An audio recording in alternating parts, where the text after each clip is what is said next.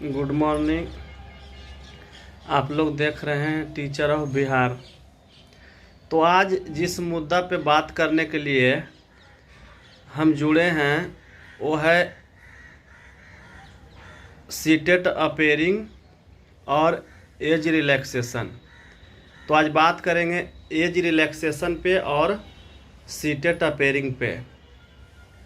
जो मुद्दा छात्रों का है कि सीटेट अपेयरिंग वाले को मौका मिले, तो सीटेट अपेयरिंग वाले को मौका जो है बीपीएससी 1 फेज में दिया गया था। उसमें सीटेट अपेयरिंग वाले भी भरे थे और जिनका डिग्री भी फाइनल नहीं हुआ था उनको भी मौका दिया गया था, जो कि एक गाइडलाइन था। उस गाइडलाइन के बीच में सबको क्वालिफाई हो जाना था कि शायद कुछ 31 दिया गया था उसका लास्ट डेट की इतना 31 तक आपको 31 अगस्त जो भी है वहाँ तक आपका एग्ज़ाम हो जाना चाहिए और रिजल्ट आ जाना चाहिए।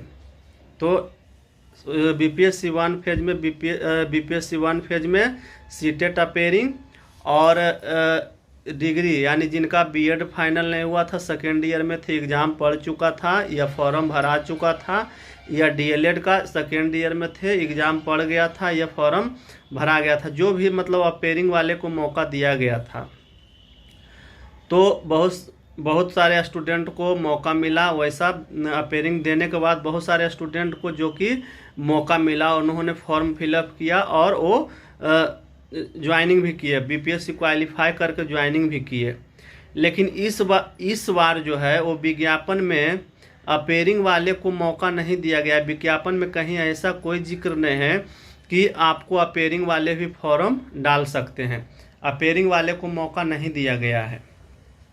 यानी बीपीएससी टीआरई सेकेंड फेज में उसमें वही स्टूडेंट फॉर्म डालेंगे जिनका की डिग्री कंप्लीट है, अपेयरिंग नहीं है। यानी कि विज्ञापन जिस डेट को रिलीज हुआ है, यदि सूचना जारी हुआ है, उस डेट तक सारा मतलब सीटेट हो या बीएड हो या डीएलएड हो, जो भी है वो डिग्री कंप्लीट होना चाहिए, तभी आप फॉर्म भर सकते हैं। जैसा कि इस बार तो जो फॉर्म बीपीएससी टीआरई 2 है उसमें बहुत सारे जो हैं बहुत सारे मतलब कठिनाइयाँ हो रहे हैं, बहुत सारे पोस्ट खुल रहे हैं, तो उसको भी थोड़े अच्छे से फॉर्म फिलअप करें। क्योंकि हमने कल साइबर कैफ़े पर गया था, तो साइबर कैफ़े पर गया तो रजिस्ट्रेशन हो रहा था स्टूडेंट का, बहुत सारे स्टूडेंट रजिस्ट्रेशन करवा रहे थे। तो उसमें बहुत ही मतलब बहुत चीज़ ऐसे थे जो कि स्टूडेंट को पता नहीं चल रहा था, साइबर कैफ़े वाले को भी पता नहीं चल रहा था कि कौन सा पोस्ट देंगे। उसमें जो है वेलफेयर टीचर वेलफेयर का आता है पोस्ट, स्पेशल टीचर आता है, तो क्लास 9 10 में या क्लास 6 8 में, यानी कि इसमें आप अच्छे से सब्जेक्ट और अच्छे से मतलब क्लास या इसे जो टिक करने का रहता है उसको अच्छे से भरें। एक बार हम ज़रूर कहेंगे कि एक बार नोटिफिकेशन अच्छे से पढ़ ले, उसके बाद ही फॉर्म फिलअप करें। हाँ, नोटिफिकेशन पढ़ लेने के बाद क्या होगा ना कि आपको फॉर्म फिलअप करने में किसी प्रकार की कोई कठिनाई नहीं होगी।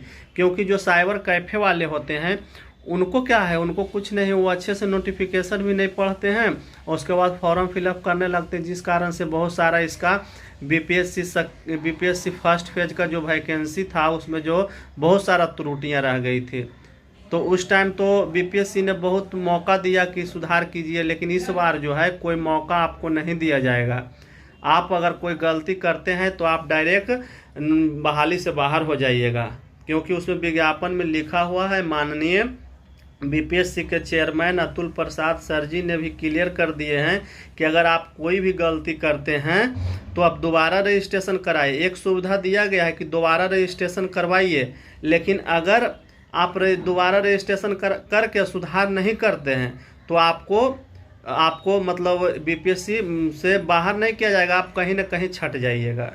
अगर आप गलत रहते हैं तो कहीं ना कहीं छट जाइएगा, उसके बाद फिर बीपीएससी उस पर एक्शन लेगी, वो तो बीपीएससी पे निर्भर करती है। तो अच्छे से फॉर्म फिलअप करें क्योंकि टाइम भी बहुत कम है। तो 10 तारीख से फॉर्म फिलअप होगा, अभी रजिस्ट्रेशन हो रहा है, 14 तक रजिस्ट्रेशन होगा और 17 तक पेमेंट आप लोग कर सकते हैं, वो तो आप लोग को मालूम ही होगा। तो उस पर ज़्यादा कुछ विशेष बात नहीं करेंगे, जो मुद्दा है उस पर आते हैं। तो फर्स्ट तो था कि सीटेट अपेयरिंग का। सेकेंड जो है वो है कि एज रिलैक्सेशन। तो एज रिलैक्सेशन जो है वो उसके लिए जैसा कि पता चल रहा है, कुछ विद्यार्थी से ही पता चल रहा है, कुछ और सोर्स से पता चल रहा है कि हाई कोर्ट में याचिका दायर किया गया है एज रिलैक्सेशन के लिए। जैसे कि इसका अगले बार में आप लोग को पता होगा कि त्रिपुरारी झा जो कि हाई कोर्ट किए थे, उनको फिर हाई कोर्ट से आदेश मिला था कि फॉर्म इनका लिया जाए। तो बीपीएससी ने उनको ऑफलाइन के माध्यम से, शायद 3 विद्यार्थी थे वो पिटिशनर जो थे, उनका फॉर्म लिया गया। तो उनका ऑफलाइन फॉर्म लिया गया, कोर्ट से आदेश आया हाई कोर्ट से, तो उनको लिया गया। तो इस बार भी जैसा कि इन्फॉर्मेशन मिल रहा है कि हाई कोर्ट में याचिका दायर किया गया है और याचिका अच्छे संख्या में है। जैसा कि पता चल रहा है स्टूडेंट से ही कि लगभग 10, 12 या 15 जो भी है पेटिशनर हैं।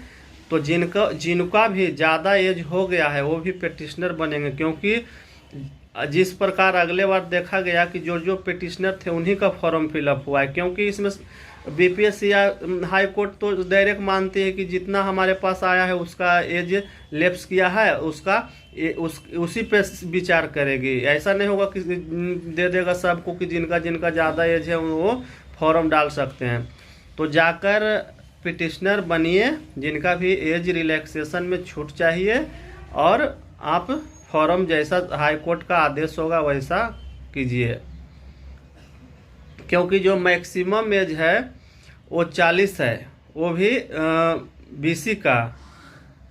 ऐसे तो 37 है, वो जो भी है नोटिफिकेशन में देख लीजिए आप लोग। उसके बाद उसके अलावा अगर किन्हीं का एज ज़्यादा हो गया है तो वो आप जैसा है आप आगे की प्रक्रिया करें।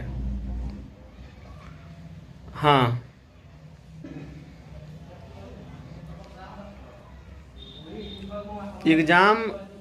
एग्ज़ाम तो जो समय है उसी के अकॉर्डिंग होगा ना। जो डेट बीपीएससी ने जो संभावित तिथि दिया है उसी के तिथि से होगा। तो जो तिथि दिया गया उसी तिथि पे होगा। चलिए, तो जो मेन मुद्दा था जिसके लिए हमको वीडियो बनाना पड़ा कि सीटेट अपेयरिंग और एज रिलैक्सेशन के लिए, उसके लिए आप लोग को जानकारी जितना था उतना दिए।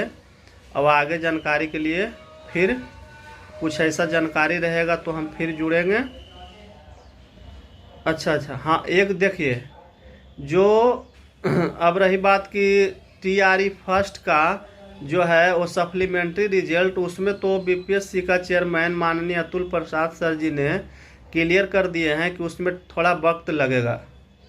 तो मान के चलिए कि दीपावली और छठ पूजा के बाद ही सप्लीमेंट्री रिजल्ट आएगी। हाँ, अब कितना मार्क्स जो है कितना कमेगा, यानी कि मेघांक कितना कमेगा, यह भी क्लियर नहीं होगा जब तक कि आपको सीट का कंफर्मेशन नहीं हो जाता है कि कितना सीट अभी खाली है। जितना सीट खाली रहेगा उसी के अकॉर्डिंग मेघांक कमेगा। लेकिन एक चीज़ आप लोग ध्यान में रखिएगा कि जिनका 1 नंबर 2 नंबर से कम है उनका होने का चांस है, 1-2 नंबर वाले को होने का चांस है। बाकी देखिए कितना सीट कमेगा उसी के अकॉर्डिंग आपको मतलब मेघांक कमेगा, उसी के अनुसार आप लोग को लाभ मिलेगा। क्योंकि जैसा सीट रहेगा उतना मेघांक कमेगा। इसमें क्या है, अगर सीट ज़्यादा रहेगा तो ज़्यादा मेघांक कमेगा। लेकिन 1 नंबर जिनका कम है, 2 नंबर कम है, उनको होने का चांस है। ये अभी क्लियर नहीं हो सकता है कि कितना कमेगा। चलिए, आप लोग को ये इन्फॉर्मेशन सब लोग को कंप्लीट हो गया होगा कि सीटेट अपेयरिंग का और एज रिलैक्सेशन का। सीटेट वाले देखिए, सीटेट वाले